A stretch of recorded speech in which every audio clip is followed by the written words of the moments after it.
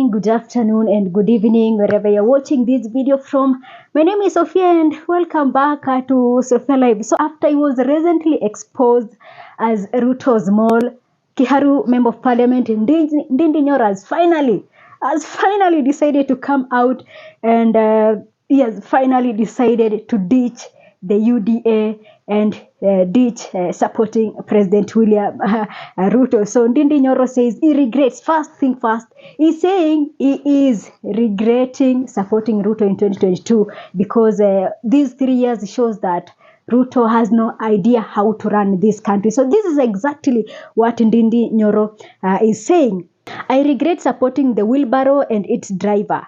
He did not have the slightest idea of running the government, and that's why during the first year of Kenya Kwanza administration, we used to launch even projects that had been done by Mzee Jomo Kenyatta. So finally, Ndindi Nyoro is out, and finally, Ndindi Nyoro has decided to surrender. The likes of Ndindi Nyoro thought that Kenya still play this politics of fence sitting. Kenyans have said we are dealing with these fence sitters. Them and these others who have openly betrayed us are the same.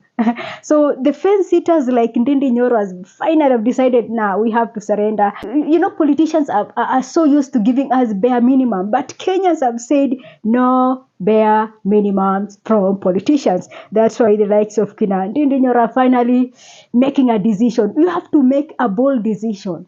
And a bold decision right now is either you are with the people or against the people. And remember, the voices of the people is what matters when it comes to elections and everything. So I want to see more of this, but I'm not a fan of these politicians who likes moving up and down. I'm not a fan of them at all. I like politicians who stand by something. Not because when you see that people are rejecting you is when you make that decision of, I have now to be with the people. I don't support these kind of political games, but it is not too late. I can say it is still open, for Ndindi Nyoro, I can say, because he's a man who is mchapakazi and he's a man who is doing something for his people. He's one of the MPs, lawmakers in our country who are doing a marvelous job. So to me, I think it is not too late for him to to seek forgiveness and to now stand with the people. The mission is one. Kenyans have made it clear that their goal is one ahead of the 2027 polls, that we need to get these people out.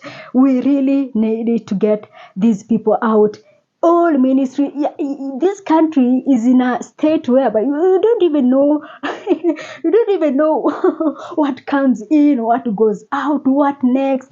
The only thing clear with this government is they don't want criticism. Going after critics is what is so clear with this government. I think this is the only thing that they are so good at it. Going after critics, they are so good at it. They never miss it. The DCI will find you hata kama umejificha wapi. But when it comes to going for these corrupt people who are stealing money in counties, you cannot see these institutions. They are so silent. Wamekunja mikono. So the only thing this government is doing is going after critics and trying to silence those with a different opinion. But time is moving, time is running. 403 days today, I believe. 403 days is not like they thought that it is going to be a forever thing. Just that day, Aden Duale was addressing us like we are his kids. You cannot be a minister for health, people trying to challenge you on matters health, and all you resort to making us feel like we are less human, like we don't know what we are doing, that you cannot consult Kenyans on matters health, that we need to have. So they told us that they needed to have an emergency, that having an Ebola quarantine facility in Kenya was needed, that it was an urgent thing. So where is the urgency? Ama ilipotelea wapi? After Kenyans made noise and people went to the streets in Laikipia, so iliisha aje? The likes of kina Aden Duale and the rest, just people who they have no intentions for to do something for this country. Like someone like Aden, I don't know how Aden Duale, first thing first, I really don't understand how Aden Duale is a minister for health. Before we even discuss his characters, his ways of doing things, it is just out of order. It just doesn't make sense. It doesn't make sense to me.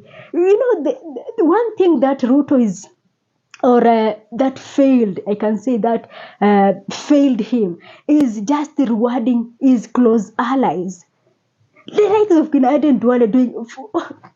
Health is a very critical issue. You need somebody who is so serious and somebody who knows what he's doing. Not people who are making deals. See, the other day, blogger Maverick Auko was alleging how Duale is bringing in some expired drugs. These are very strong allegations. But you see, when you put in someone like Aden Duale, someone who is money, hunger for money and power, that is what is expected.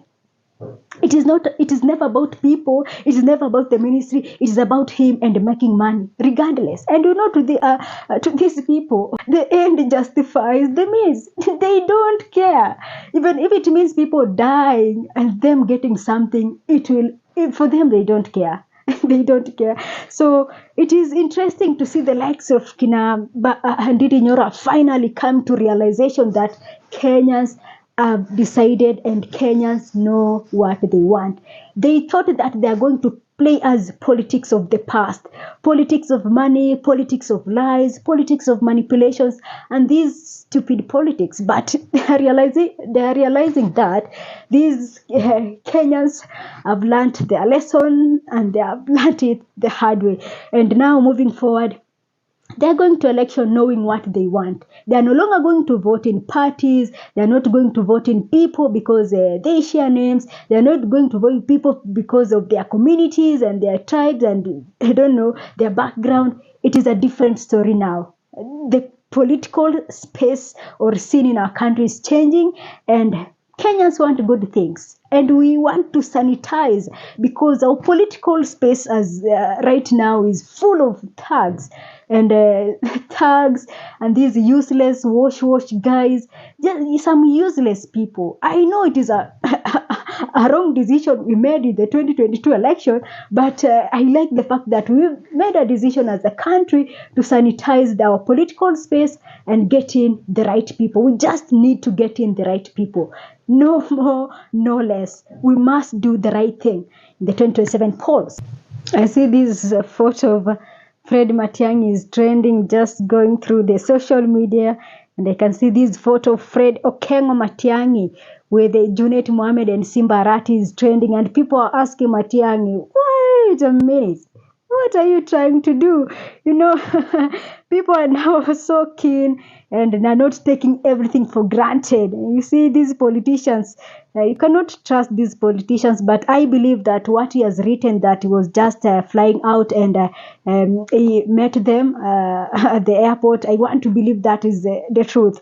Otherwise, you know, Kenyans right now are not forgiving. You mess up with them, they go down with you. They ensure that they put you down. So when it comes to politics, and in our country right now is a very different play, and I just hope that indeed what he's saying is true. Otherwise, let me turn this video here for today. Thanks for watching. This is Sophia Live.